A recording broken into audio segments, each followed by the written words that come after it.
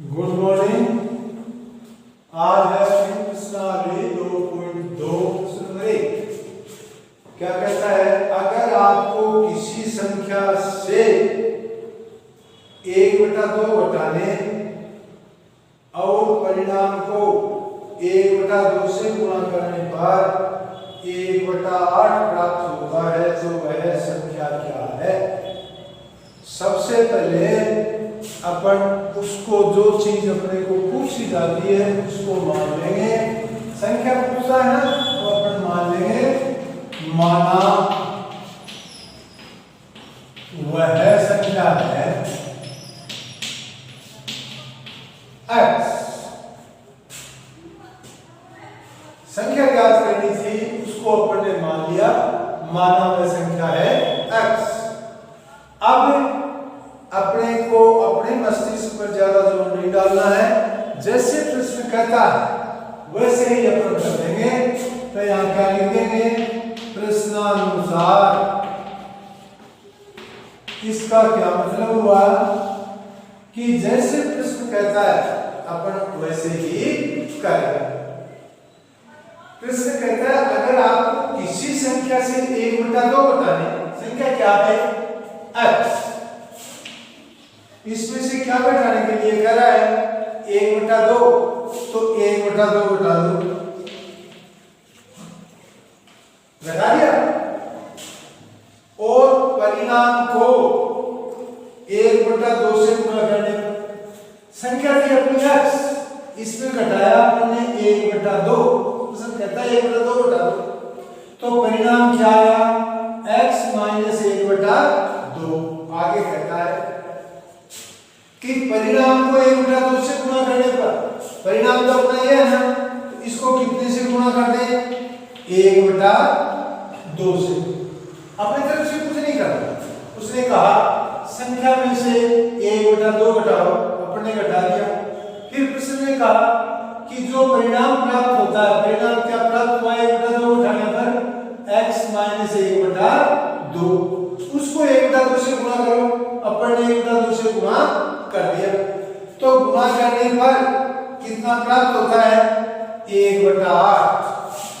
प्रश्न क्या कहता है कि इस परिणाम को 1/2 से गुणा किया तो हमें क्या प्राप्त होता है 1/8। तो ये किसके बराबर हो गया 1/8 के बराबर। अब अपनी समीकरण बन गई, अब इसको हल कर लो। कोष्टक के बाहर जब कोष्टक खोलते हैं तो बाहर वाली संख्या अंदर वाली से गुणा हो जाती है। x से 1/2 गुणा हुआ तो क्या आया x/2। यहाँ माइनस है तो माइनस, प्लस होता तो क्या आता प्लस। 1/2 को 1/2 से गुणा करो, क्या आया 1/4 इज इक्वल टू 1/8। अब अपनी समीकरण अपने पास क्या प्राप्त हुई x/2 - 1/4 इज इक्वल टू 1/8। अपन 2.1 की प्रश्नावली में ऐसे प्रश्नों को हल करना सीखा था। अपन ने कैसे सीखा था कि यदि अंश और हर दोनों में संख्या हो तो हर में हर का लघुत्तम ले लेते हैं और उस लघुत्तम को समीकरण के दोनों पक्षों से गुणा कर देते हैं। अब इसके हल में कौन कौन सी संख्या है 2, 4 और 8। अब इनका लघुत्तम क्या आया 8, तो समीकरण के दोनों पक्षों को कितने से गुणा कर देंगे अपन 8 से। क्या लिखेंगे समीकरण में दोनों पक्षों को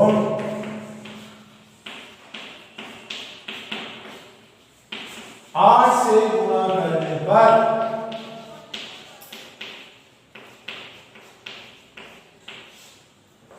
कर दो 8 गुणा x/2 हो गया ना, माइनस 8 गुणा 1/4 हो गया ना, इज इक्वल टू 8 गुणा 1/8। प्रत्येक संख्या को दोनों पक्ष गुणा होंगे, दोनों पक्षों में भी प्रत्येक संख्या गुणा होगी। प्रत्येक संख्या को गुणा कर दिया, सरल कर दो। 8 में का भाग गया कितनी बार गया? 4। 4 का भाग 8 में कितनी बार गया? 2 बार। 8 से 8 कटे। अब अपना क्या? 4x minus 2 Ekam 2 is equal to 1। या ऐसे समीकरण को अपने अभ्यास को प्रश्न में 2.1 में हल किया। कैसे हल किया था? पक्षांतरण कर दिया। अब इसका पक्षांतरण कर दो। क्या लिखेंगे यहाँ? पक्षांतरण कर। इनमें चर राशि को एक तरफ रख दो और चर राशि को एक तरफ ले जाओ। 4x इज इक्वल टू, इधर दाएं पक्ष में क्या है? 1। ये बाएं पक्ष में -2 था, उधर जाएगा तो किसका हो जाएगा? ये प्लस। तो 4x इज इक्वल टू क्या है? 4x is equal to 3। 2 और 1 को जोड़ा तो 3। या x इज इक्वल टू 3/4। ये इसलिए x क्या माना था अपने? माना हुआ संख्या है x। x का मान क्या है? 3/4। क्या लिखेंगे यहाँ? इसलिए वह संख्या 3/4 है। ये इसलिए था। इन प्रश्नों में जैसे प्रश्न कहता है वैसे ही चलना चाहिए।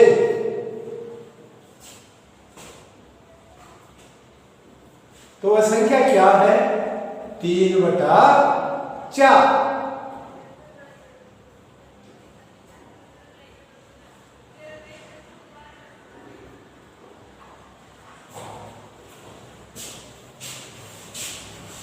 अब देखो प्रश्न नंबर 2।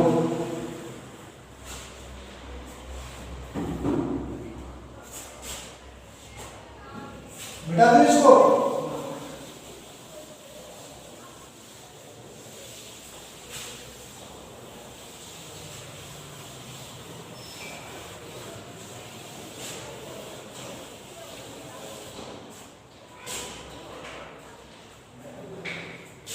एक आयताकार तरंगताल। तरंगताल क्या होता है? जिसमें तैराकी की जाती है और वो कैसा है? आयताकार। आयत की क्या विशेषता होती है? आमने सामने की भुजाएं बराबर होती है और प्रत्येक कोण समकोण होता है। तरंगताल की लंबाई उसकी चौड़ाई के दुगने से 2 मीटर है। को ध्यान से देखो कि आयताकार तरंगताल की लंबाई उसकी चौड़ाई के दुगने से। तो अपन क्या मान लें? माना इसकी चौड़ाई है x।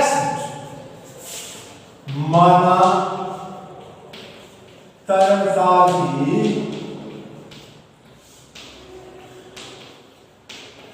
चौड़ाई इज इक्वल टू x। ये कितनी है?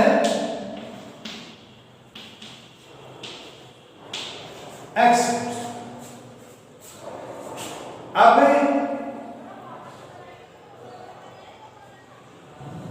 प्रश्नानुसार अब अपना दिमाग काम में नहीं लेना है। देखो जैसा प्रश्न कहता है वैसा ही। प्रश्नानुसार तरंगताल की लंबाई, तरंगताल की लंबाई। अब देखो तरंगताल की लंबाई कितनी है? प्रश्न कहता है कि उसकी लंबाई उसकी चौड़ाई के दुगने से, उसकी चौड़ाई क्या थी? x थी ना।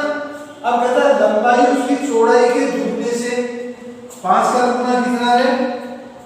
5 का दुगना 10। 10 का दुगना 6 का दुगना 12। अपने को कैसे पता लगता है दुगना करने के लिए? अपन उसको 2 से गुणा कर देते। उसकी चौड़ाई है x, तो लंबाई उसकी चौड़ाई के दुगने से, तो x का गुना कितना, 2x। दुगना करने के लिए 2 से गुना करते हैं, तो उसकी चौड़ाई x मीटर थी, तो उसकी लंबाई होगी 2x। देखो ये कहता है उसकी चौड़ाई के दुगने से 2 मीटर अधिक है, दुगना कर दिया, अब भी लंबाई दुगने से भी 2 मीटर अधिक है, तो 2 मीटर अधिक है, तो प्लस, फिर समझना इसको।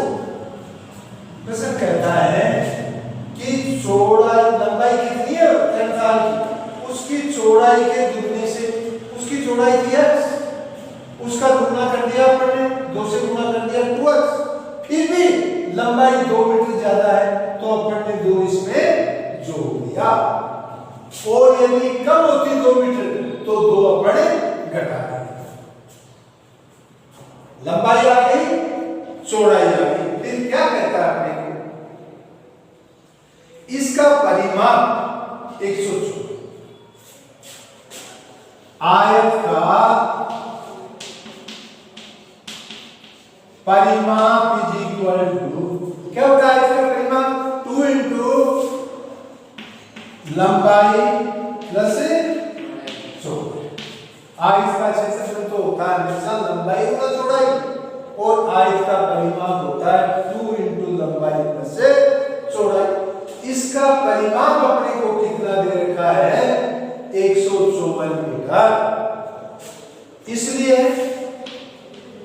2 इंटू लंबाई प्लस चौड़ाई इज इक्वल टू कितना परिमाप, 114। कोई दिक्कत नहीं।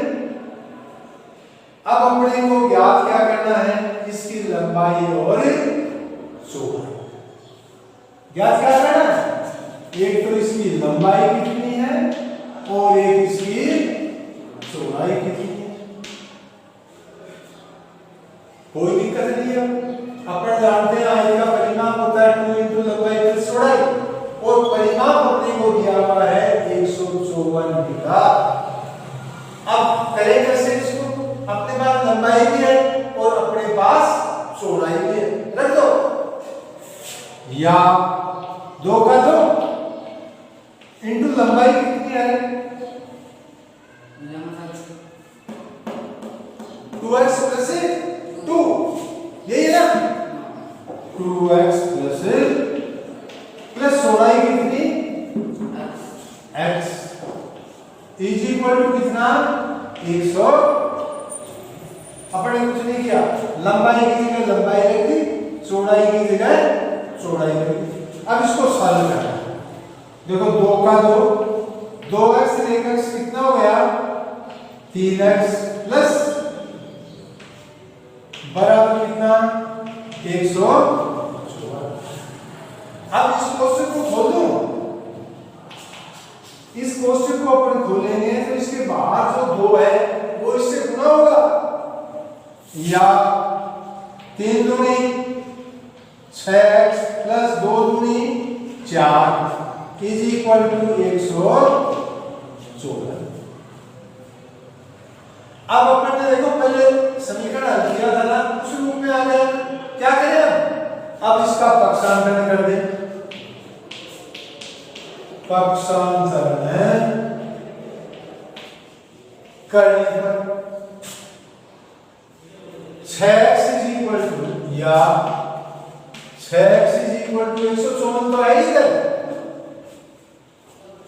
6x इधर है, इधर 154 है, ये 4 इधर प्लस का है, इधर जाकर किसका होगा, माइनस का।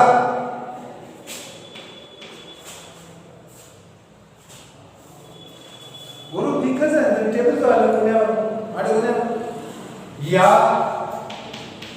6x इज इक्वल टू 154 में से 4 गए 150, या x इज इक्वल टू 150 बटा 150 में 6 का भाग दें, 25 का 150, x is equal to 25 metre, x का मान कितना आया 25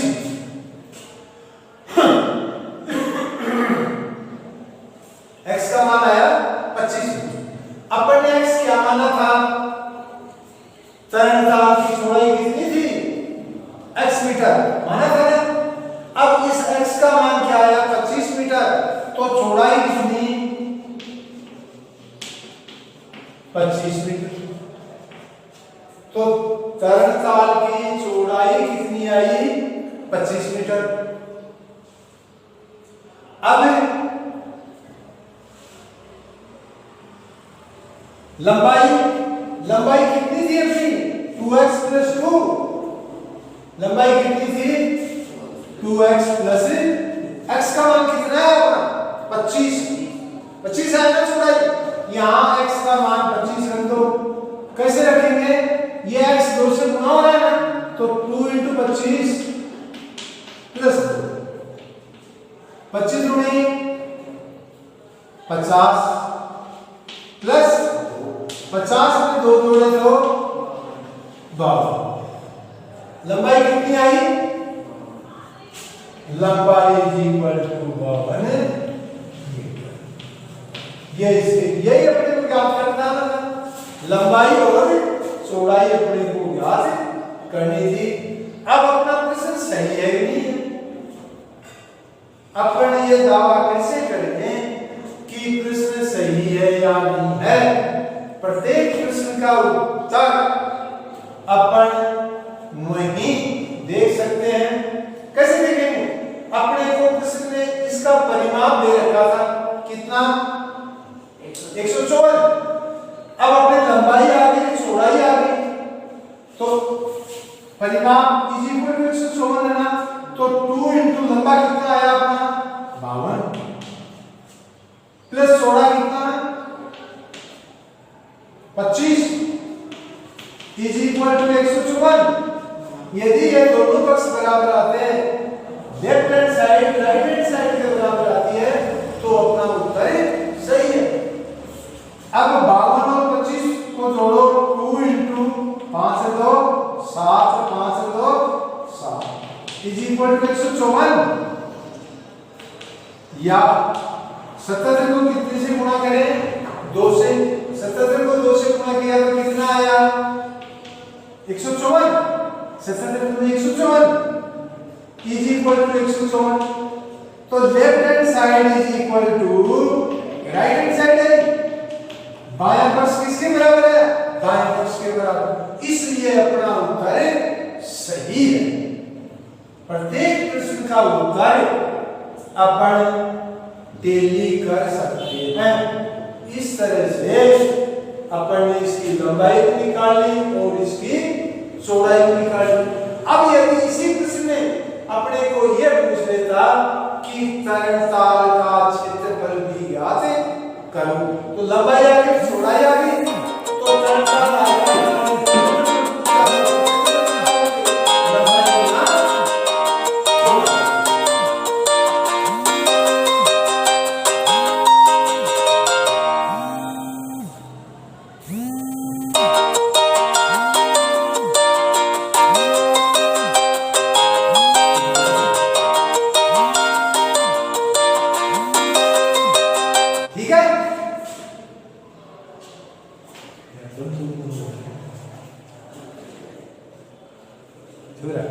हाँ।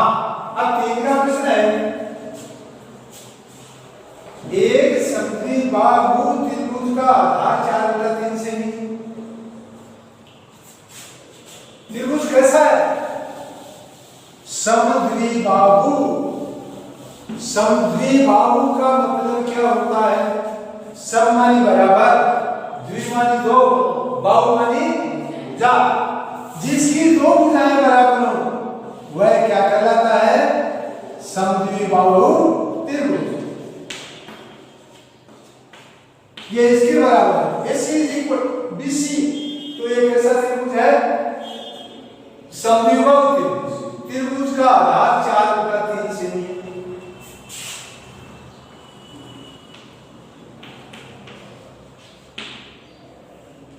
आधार कितना है 4/3 और उसका परिमाप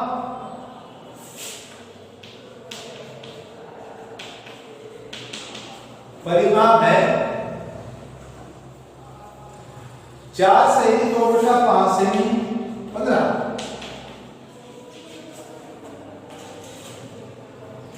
उसकी 2 बराबर भुजाओं की माप याद कर।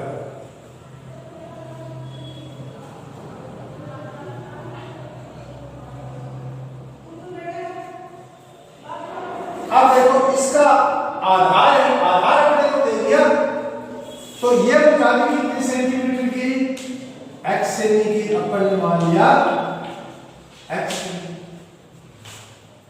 ये x की तो ये भी x की क्यों हुई, ये समद्विबाहु त्रिभुज है, इसकी 2 भुजाएं बराबर।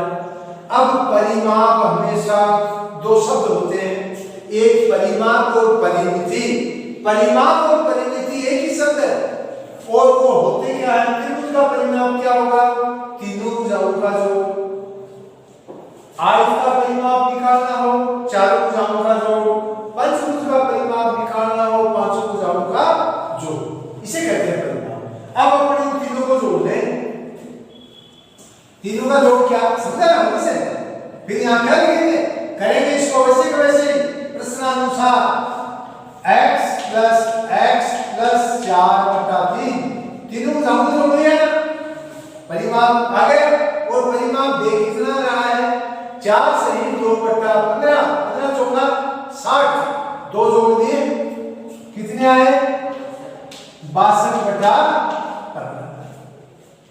समझ गए ना, 62/15।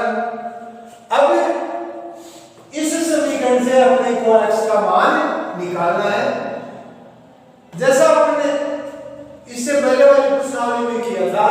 इसके आगे संख्या है ना, इनका लघुगणक ले दो, इन्हें गुणा कर दो। कितना आया उत्तर में, अरे 3 और 15 का 15 आया, तो 15 को x से गुणा किया 15x, इससे किया 15x, प्लस यहां पर 15 से गुणा करेंगे, इसको काटेंगे तो कितने आएंगे, 5। 3 से काटेंगे तो कितने आए, 5 चौका 20 आ गया, इज इक्वल टू 62। अब इनको जोड़ दो, 15 15 30x इज इक्वल टू 62। ये 20 ले जाएंगे किसके हो गए, माइनस। तो 30x इज इक्वल टू 62 में से 20 गए 42 बचे ना, x इज इक्वल टू 42/30। 6 से कटा 6 संतु 6 पंचो,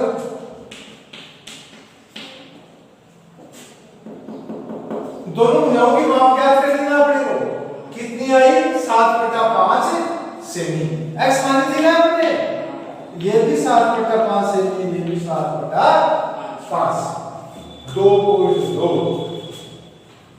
2.2 ही है, 2.2 है।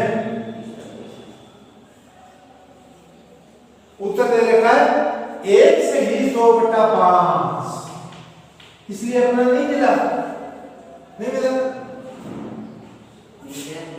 हाँ, एक ही बात है बेटा कि 7 में 5 का भाग लिया, देखो 7 में किसका भाग लेंगे, 5 से कम कितना बचा, 2। इसको कैसे लिखेंगे, 1 से 2/5 ऐसे लिख दो, चाहे 7/5